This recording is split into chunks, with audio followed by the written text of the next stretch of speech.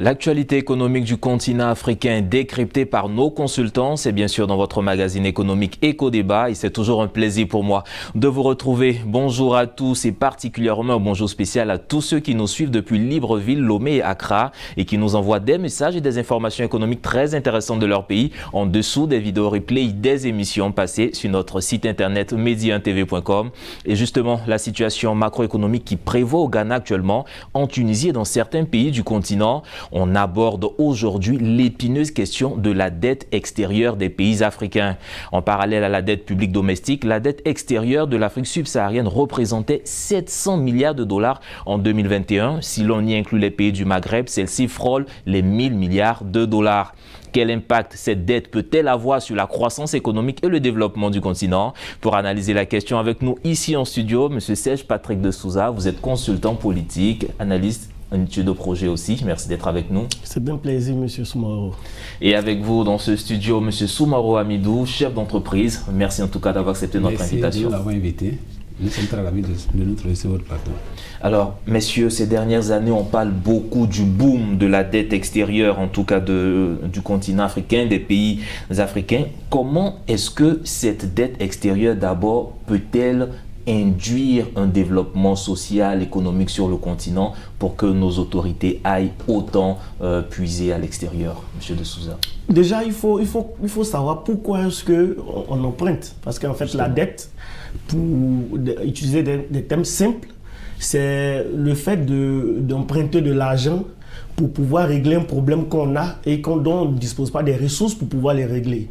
Voilà, donc la dette est due au fait que nos États ont un manque de ressources pour régler des problèmes au niveau de l'économie locale, au niveau des infrastructures, au niveau de la santé, tout ça. Et donc, nous sommes obligés d'aller à l'extérieur vers des institutions, vers des succursales qui sont disposées à apporter ces prêts-là. Maintenant, ces prêts-là, effectivement, sont importants pour le développement parce que l'argent sert effectivement à cela. Maintenant, la question qui est derrière, c'est est-ce que ce pourquoi nous partons initialement pour emprunter de l'argent, est-ce que ces emprunts-là sont utilisés pour cette fin? Voilà, donc ça pose un problème de gouvernance et de gestion de la dette au niveau interne. Voilà, donc comment est-ce que ces fonds sont utilisés? M. Soumaro Amidou, est-ce que vous partagez ce point de vue? Et pour vous, pourquoi est-ce qu'on va vraiment puiser à l'extérieur? C'est ce qu'il a dit parce que, comme on l'a dit, moi j'ai un besoin et je n'ai pas les ressources nécessaires. J'ai terre à terre, comme soit j'ai une famille et la rentrée par exemple arrive, j'ai 10 enfants scolarisés, je n'ai pas, ça me fait 1 million, c'est-à-dire que j'ai 200 000, il va falloir que j'aille chercher le reste quelque part. Et c'est comme ça parce que nos dirigeants n'ont pas, on a les ressources, mais ces ressources-là, c'est des ressources qu'on a transformées. Et si ces ressources ne sont pas transformées en Afrique, on prend les ressources, on les vend de l'autre côté. Donc, pour le moment, les gouvernants n'ont pas cet argent-là. Ils sont obligés d'aller sur le marché mondial pour aller faire des emprunts pour venir régler nos problèmes. Comme il a dit, à quoi sert cet argent? Et on parle de bonne gouvernance à partir de là. Si cet argent emprunté sert à construire des hôpitaux, des écoles, des routes, je pense que ça, c'est des trucs qui sont bien pour le développement du pays. Mais c'est quand cet argent n'est pas utilisé à bon escient, ça pose problème, comme on a eu par le passé.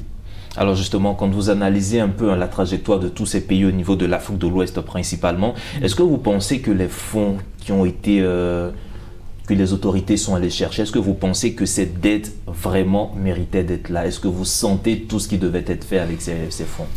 Vous savez, il n'existe pas de pays, s'il en existe vraiment, c'est sur le doigt de la main, qui n'empruntent pas. Tous les pays dans le monde sont endettés. Mais vous savez, la différence entre par exemple les États-Unis ou la Chine et peut-être la Côte d'Ivoire ou le Ghana, et comme là le Ghana est aujourd'hui d'actualité, c'est que nous ne sommes pas des États de transformation et d'exportation. Nous importons au maximum, nous importons sans pour autant transformer nos ressources. Alors, c'est comme si nous avons un besoin. Le besoin, c'est de construire un hôpital. Nous partons prendre du crédit pour pouvoir construire cet hôpital-là. Et lorsqu'on prend le crédit, on envoie, on utilise cet argent-là, peut-être une partie pour commencer le chantier et l'autre partie pour importer le matériel dans la main de ceux mêmes qui vous ont vendu pour pouvoir construire l'hôpital. Finalement, vous êtes dans un cercle vicieux où on n'arrive pas à s'en sortir puisqu'il n'y a pas de plus-value. On n'apporte rien comme compétence qui peut nous permettre de dire que si l'importation de ce coût-là fait 10% de ce que nous achetons, nous pouvons au moins remplacer les 10% par nos compétences et ça nous fait gagner. Voilà, donc effectivement, ça pose un problème parce que est-ce que les fonds que nous recevons, est-ce que c'est vraiment pour les travaux, est-ce qu'on arrive à répondre à ces besoins-là au niveau local? Il n'y a qu'à regarder, moi je prends le cas de la Côte d'Ivoire. On est sorti de l'initiative PPTE. Bon, enfin, on est rentré dans l'initiative PPTE. Il y a eu des fonds qui sont arrivés. Après, on est rentré, c'est la question on a eu l'allègement de nos dettes, mais on se rend compte que, par exemple, le FER, qui est censé gérer les différents ponts à péage, l'autoroute, tout ça, on se rend compte qu'il y a des détournements de fonds de celui qui gère la structure. Alors que les ponts à péage, là, c'est une forme d'endettement qui a été prise, puisque ce sont des bailleurs de fonds étrangers qui viennent apporter le développement au niveau routier. Donc, comment est-ce qu'on peut pouvoir développer un pays si on n'arrive même pas nous-mêmes à avoir une bonne gestion des ressources qu'on sollicite? Voilà la question. Donc, ce que je retiens de vos propos, c'est qu'en dehors même de la dette que l'on va chercher, il y a le constat ou la question du contrôle et de la bonne gouvernance de ces fonds. Mais justement, il y a une question aussi qui me revient. Quand nos États, nos dirigeants vont par exemple vers le FMI ou vers des prêteurs internationaux pour solliciter des prêts, comment est-ce que ça se passe? Est-ce que c'est le chef de l'État seul qui décide d'aller emprunter tel montant pour tel projet, ou bien les populations, les contribuables sont informés, soit peut-être au Parlement, il y a une décision qui dit on va aller négocier 2000 milliards, ou bien les populations apprennent comme ça sur le tas? Mais puisque dans nos États, excusez-moi, dans nos États, il y a le Parlement qui est là. Le Parlement, c'est le Parlement qui contrôle le gouvernement. Donc, chaque année, le Parlement vote le budget. Et je pense que c'est bien écrit, noir sur blanc dans ce budget, que nous avons besoin de temps pour voilà ce que nous devrons faire, ça doit nous coûter tant. Et comme tout le monde sait qu'on n'a pas cet argent, donc la population est informée qu'on doit aller faire un prêt à l'international. Alors donc, d'où vient-il cette petite, comment dire, cette petite critique ou ce reproche des populations qui disent toujours nos autorités ou nos dirigeants nous ont endettés, on est endettés pour 50 ans, pour 60 ans. Ils sont quand même informés par rapport à cette loi de finances, justement. Oui, la loi de finances existe, mais le problème en Afrique, comme on a tout dans le pays, les parlementaires ne sont pas trop proches de la population. Combien de députés parlementaires partent sur le terrain, voient leur population pour lui dire que voilà le budget qui a été voté, et voilà ce dont nous avons, et voilà ce que nous devrons aller prendre à l'international. Je pense qu'il y a un manque d'information à ce niveau-là. Et je pense que les parlementaires doivent se mettre en cause et puis essayer d'expliquer la politique, la loi des finances, chaque fois à la population. C'est la même chose comme dans les mairies et dans les conseils. Parce qu'on vote les budgets, la population même là, quand on vote le conseil, comment elle s'intéresse vraiment à aller participer au conseil municipaux ou bien au conseil régional pour dire que bon, voilà ce que nous arrêtons, voilà ce que nous avons besoin. Et ça pose un peu... Et puis la population aussi ne s'intéresse pas trop à ce genre de choses là aussi. Même quand vous parlez d'économie ou bien de ceci, la population pourrait dire, je dois manger, si je n'arrive pas à manger, ou bien s'il y a la charité de la vie, c'est ça qui intéresse la population. Et c'est quand il y a la charité de la vie, ou bien quand la population sent que elle, c'est comme on appelle ça, ces trucs sont en danger, c'est là elle réagit. Et ça, c'est pas une part. Bon, moi, voilà. je pense que si cette question, il faut pouvoir faire la part des choses. Effectivement, ce que M. dit est pertinent. Mais le problème, c'est qu'il y a deux choses. Il y a deux choses, c'est que sur la question de la loi de finances, effectivement, avant de prendre des dettes, il y a le budget annuel qui passe à l'Assemblée nationale. Et là-bas, tout est détaillé. Voilà. Voici ce que le ministère a besoin. Globalement, ça fait ça pour le gouvernement.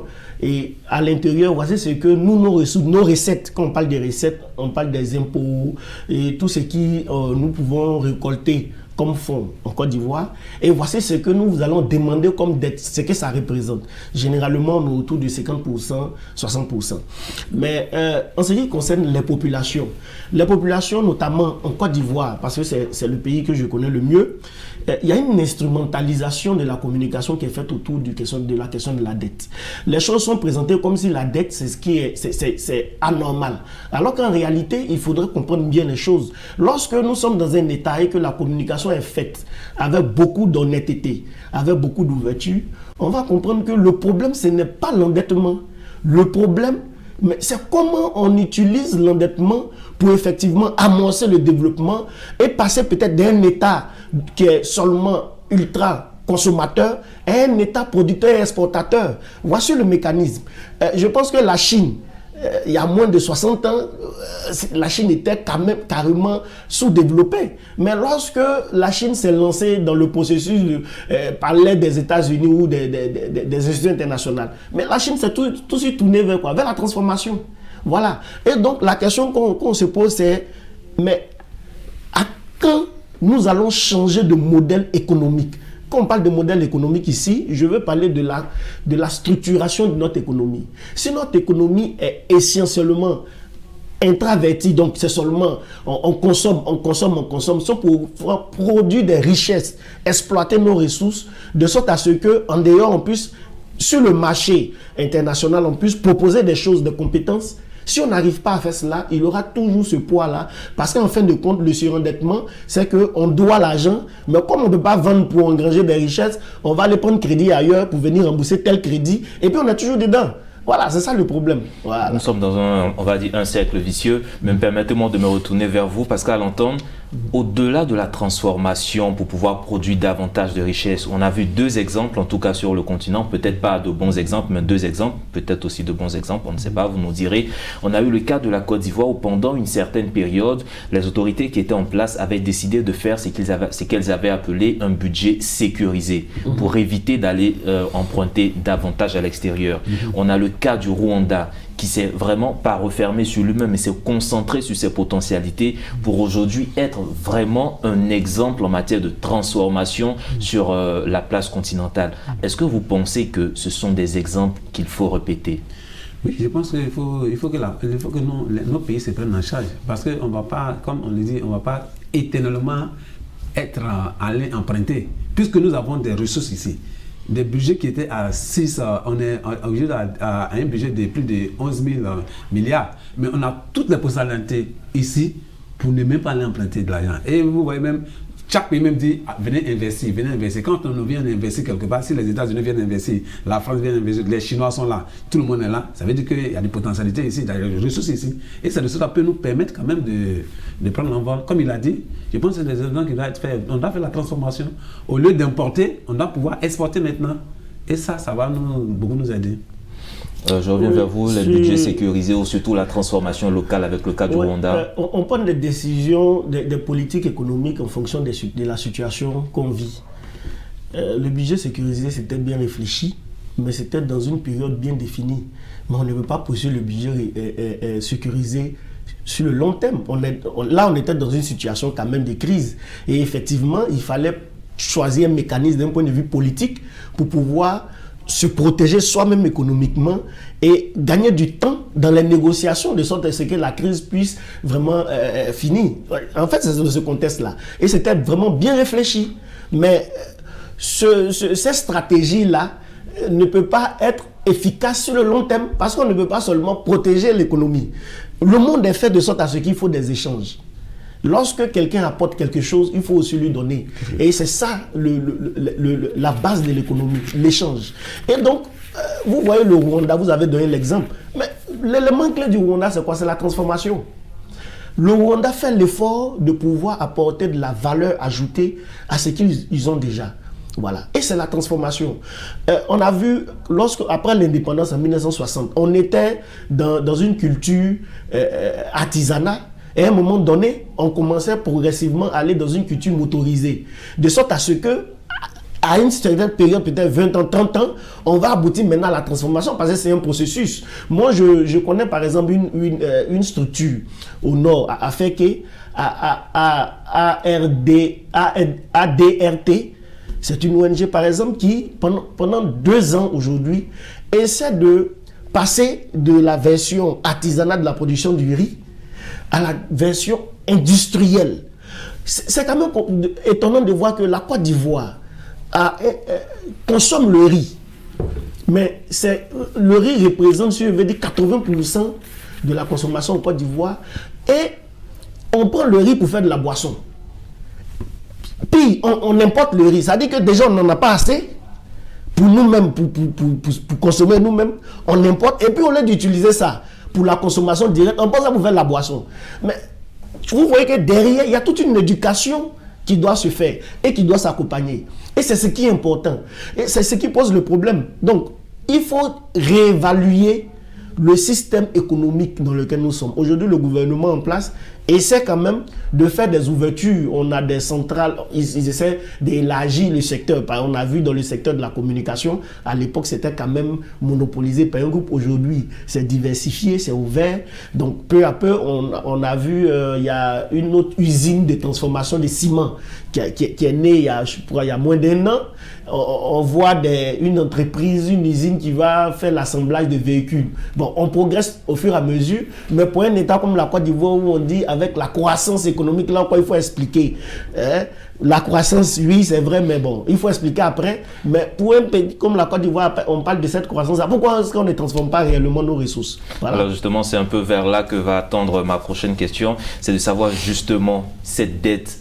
Comment est-ce qu'elle contribue à la croissance économique de nos États, véritablement? Si elle y contribue.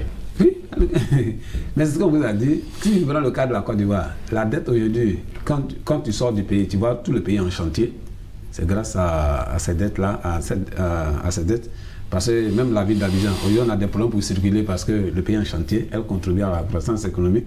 Et même on parle de, comment on appelle ça, avec le Covid, il y a eu un plan pour les entreprises, il y a eu un appui pour, comment on appelle ça, pour les entreprises et puis pour la population. On parle même de politique, comment on appelle ça, de solidarité, où on a pu assister la population à un moment donné et on continue. Même ce matin, il y a du secteur informel qui reçoit des chèques encore par rapport au Covid pour appuyer certaines femmes ou bien certains artisans pour pouvoir faire le travail. Et je pense que, comme on le dit toujours, c'est l'utilisation de ces fonds-là qui est le véritable. Et vous voyez, même pour le président dans sa politique, même en Côte d'Ivoire, on parle d'un ministère de la lutte contre la corruption. Donc ça veut dire que les ressources qui sont exploitées, le président veille à ce que ces ressources-là partent là où ça va. Et moi, je pense que ça contribue. Mais, comme on le dit, mais c'est pas... Il faut trouver autre mécanisme parce que ça ne peut pas continuer. Est-ce qu'on peut dire aussi que quelque part, cette dette avec toutes ces infrastructures qu'elle déploie permet en tout cas de stimuler la croissance, on va dire le pouvoir d'achat au niveau de la consommation? Oui, ça stimule bien. Parce que si moi je dois venir au plateau et puis je prends 20 minutes pour arriver au plateau, il n'y a pas de route, mais vous voyez que j'ai des problèmes. Le taximètre aujourd'hui qui partait au garage chaque 2 jours, qui ne va plus au garage chaque 2 jours, c'est très bon pour lui. Je vais vous comprendre un peu. Le problème, c'est que la croissance, en fait, c'est un thème qui est tellement technique qu'on n'explique pas aux populations. Justement. En Côte d'Ivoire, il y a un certain déséquilibre. La croissance, en fait, sur l'année, est mesurée à partir du PIB et de l'ensemble des richesses amassées dans ce pays. Alors qu'en Côte d'Ivoire, on sait une chose, c'est qu'on a un système social, c'est-à-dire que les populations, il y a un déséquilibre entre 2 classes. On a une classe qui est riche, avec de grosses entreprises, pour la plupart étrangères, qui ont ce fort potentiel-là d'engranger des richesses parce que leur capacité d'investissement est vraiment énorme. Mais là, est-ce que ce cas n'est pas forcément typique à la Côte d'Ivoire? On le trouve pratiquement dans toutes les sociétés. Dans toutes les sociétés, mais sauf que... Effectivement, mais je vais dire que si on veut prendre par exemple le cas de la France, mais lorsqu'on voit tel que les départements et les mairies fonctionnent en France, c'est pas pareil en Côte d'Ivoire. Le niveau de développement en termes d'infrastructure, c'est pas pareil. Donc, il y a un certain système social qui permet d'accompagner, de soutenir les populations. Et ce système social-là, je ne dis pas que c'est parfait, mais il est encore mieux qu'en Côte d'Ivoire. Maintenant, en Côte d'Ivoire, lorsqu'on parle des richesses globales et qu'on dit que le PIB a une augmentation ou que la croissance a augmenté, mais cette croissance-là, lorsqu'on la répartit globalement, si on a eu 1 milliard de bénéfices des richesses en Côte d'Ivoire, on divise les 1 milliard par le nombre d'habitants et on dit c'est ce que ça fait par habitant. Alors que dans la réalité, il faut voir le taux de chômage. Il faut voir l'accès aux services de base, aux services publics de base dans les villages qui sont reculés. En fait, c'est là. Parce qu'aujourd'hui, la Côte d'Ivoire est un pays qui est effectivement sous-développé. On va dire un pays qui est en voie de développement. Mais ce pays-là est tel que c'est surtout les agglomérations, par exemple Abidjan, où les richesses sont centralisées. Ce qui fait que les autres départements, les autres hameaux, les autres coins reculés ne bénéficient pas de cette richesse-là. Mais le cas de la Côte d'Ivoire aussi, avec tous les grands chantiers qui sont amorcés. Il y a des grands chantiers qui sont amorcés. Korogo n'a rien envie à Abidjan. Quand tu prends Boaké, il y a une transformation. Daloa, il y a une transformation. Moi-même, quand j'ai vu Niakara, vraiment j'étais ébahi. Ferke aussi pareil. Donc ça veut dire qu'il y a tout le pays est en train de bénéficier vraiment des ressources. Et même pour dire même, souvent, moi je suis arrivé chez moi à Touba où j'ai vu il y a du goudron, tu vois des feuilles, mais c'est qu'on évolue. Donc ça veut dire que, voilà. Donc c'est tout doucement. Donc c'est tout doucement. Voilà, au moins il faut reconnaître que les pays africains vont chercher servent à quelque chose. Et donc c'est au niveau maintenant du contrôle de la gouvernance qu'il va falloir accélérer un peu plus, renforcer un peu plus les choses. Mais aussi les parlementaires aussi arrivent à expliquer aussi à la population ce pourquoi les dettes là on les emprunte et puis à quoi les dettes là servent aussi. Une meilleure sensibilisation auprès de la population. Déjà, on a quand même des instruments qui sont chargés de la bonne gouvernance pour faire cette sensibilisation. C'est vrai que les députés ont un rôle à jouer, mais il y a une anecdote. Par exemple, moi, j'ai la chance quand même de pouvoir analyser des textes de loi à l'Assemblée nationale. Et j'ai découvert qu'en fait, le PND, on est à la 3e génération, mais les 2 premières générations, il n'y avait même pas de système de suivi et évaluation sur le PND. Chaque structure essayait de sous-traiter avec une entreprise qui est spécialisée dans ce domaine.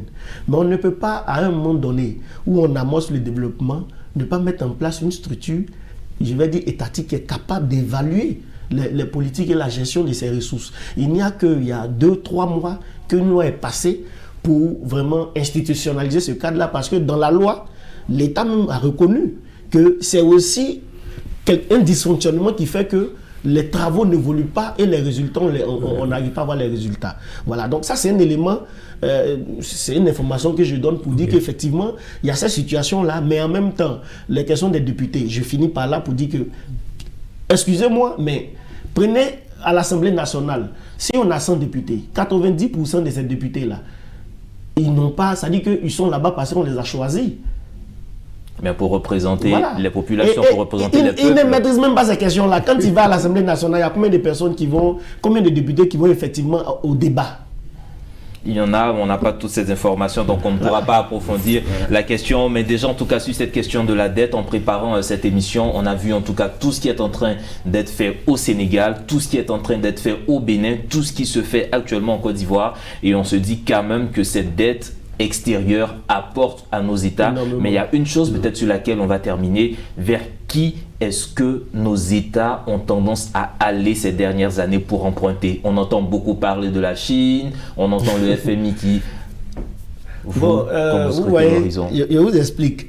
Au départ, en Afrique, par exemple, il y a le FMI, il y a la Banque mondiale et toutes les structures des partenaires étrangers.